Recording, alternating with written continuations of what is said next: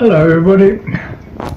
It's with a heavy heart that I'm announcing my retirement.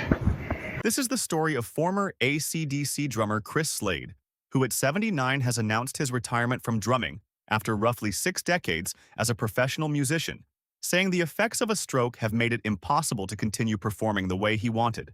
On August 22, 2026, Slade announced that he was stepping away from the drums, and his words made it clear that this was not a decision he reached lightly. He called it a retirement from drumming, rather than an announcement that he was disappearing from music altogether, and he also indicated that he plans to keep posting material connected with the Chris Slade timeline.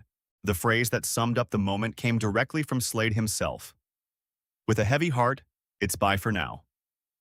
That is a very different tone from a triumphant farewell, because Slade openly admitted that he wanted to keep performing well into his 80s, just like the Rolling Stones and Paul McCartney.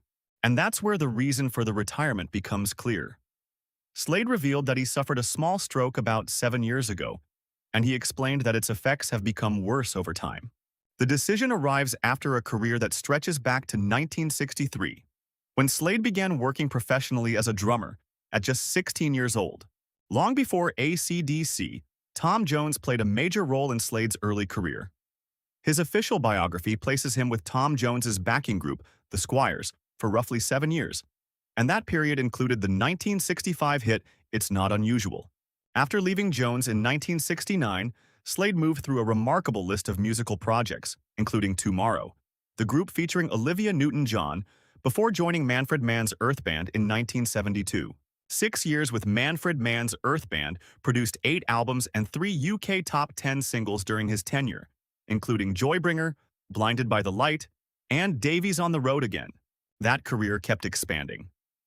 Slade worked with Uriah Heep, David Gilmour, The Firm, Asia, Gary Newman, Michael Schenker Group, and other artists, building a resume that would eventually bring him to the biggest hard rock band of his career. And that's when AC/DC entered the story.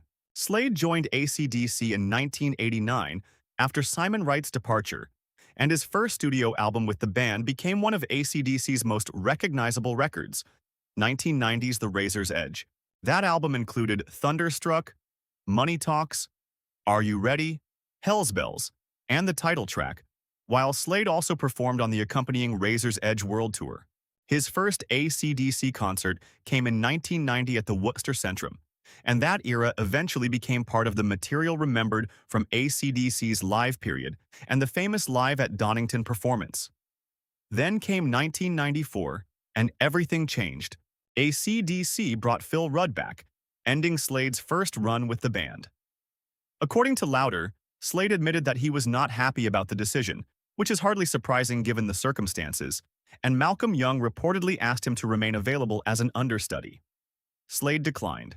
That detail adds a very personal layer to the story, because he had already reached the biggest stage of his career, only to find himself asked to remain nearby in case the returning drummer did not work out.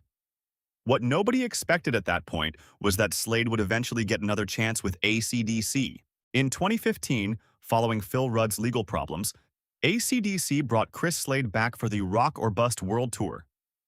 His return became official in the touring lineup, including the band's 2015 Coachella performance. That second AC/DC period lasted through the 2015 to 2016 touring era, but there is an important distinction here. Slade did not record the 2014 Rock or Bust studio album. His role came with the tour that followed. Once that chapter ended, Slade continued building his own career through the Chris Slade timeline, a project created around his decades of work with different bands and artists. By 2024, that project had released Timescape, a 17-track album running for about 1 hour and 42 minutes, featuring original material along with covers connected to different parts of Slade's career. And that brings the story back to the present. On August 22, 2026, at age 79, Chris Slade finally told fans that he could no longer continue behind the drum kit. The reason was not a lack of desire, because his own words make that painfully clear. It was the worsening impact of the stroke he suffered roughly 7 years earlier.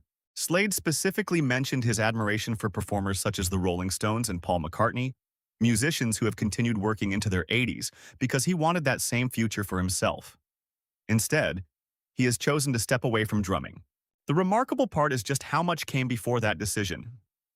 From starting professionally at 16 to Tom Jones, Manfred Mann's Earth Band, The Firm, David Gilmour, Asia, and 2 separate periods with AC/DC, Slade built a career spanning roughly 60 years. Now the drums are taking a back seat. Slade's final message was simple: with a heavy heart, it's bye for now. And given everything that came before it, those words sound less like the end of a career than a reluctant farewell from a musician who simply wanted to keep playing.